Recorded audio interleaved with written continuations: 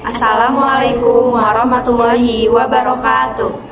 Kami dari kelompok 4 akan menjelaskan mengenai materi masa transisi menuju Orde Baru. Perkenalkan, nama saya Nurul Maulida, absen 27.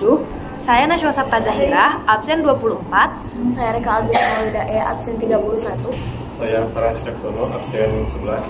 Saya Samara Padisi, absen 32. Selamat menyaksikan. Masa transisi Orde Baru dimulai pada tahun 1966 sampai 1967. Yang pertama ada aksi-aksi Tritura. Naiknya Letnan Jenderal Soeharto ke kursi kepresidenan tidak dapat dilepas dari peristiwa G30 SPKI. Ini merupakan peristiwa yang menjadi titik awal berakhirnya kekuasaan Presiden Soekarno dan hilangnya kekuatan politik PKI dari percaturan politik Indonesia.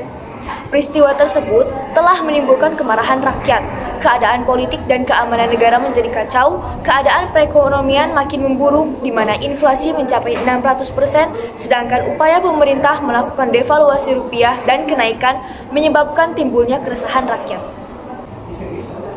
Setelah itu, masyarakat membentuk Front Pancasila dan mengeluarkan tuntutan yang bernama Tritura atau Tri Tuntutan Rakyat pada 12 Januari 1966.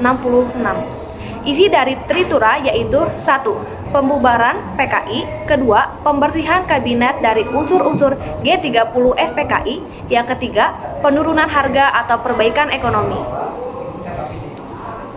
2. Surat Perintah 11 Maret untuk mengatasi krisis politik yang memuncak pada tanggal 11 Maret 1966, Soekarno mengadakan sidang kabinet.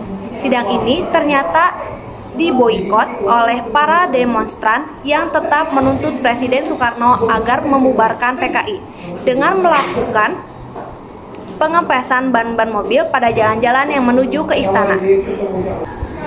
Ada beberapa faktor yang melatar belakangi lahirnya Super Semar. Di antaranya, yang pertama, situasi negara secara umum dalam keadaan kacau dan juga genting. Yang kedua, untuk mengatasi situasi yang tak menentu akibat pemberontakan G30 SPKI. Yang ketiga, menyelamatkan negara kesatuan Republik Indonesia. Dan yang keempat, untuk memulihkan keadaan dan wibawa pemerintah.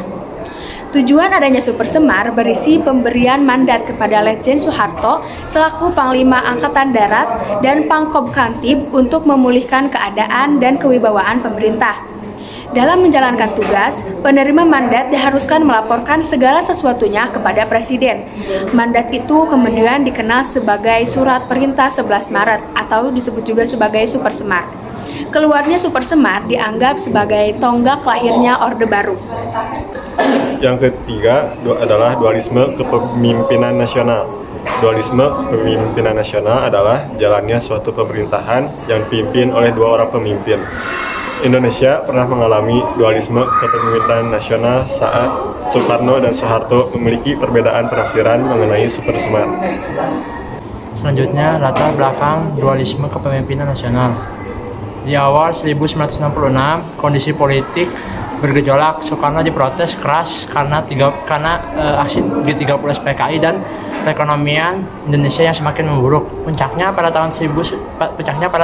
tanggal 11 Maret 1966, demonstrasi mahasiswa di depan Istana Negara. Demonstrasi ini didukung oleh tentara.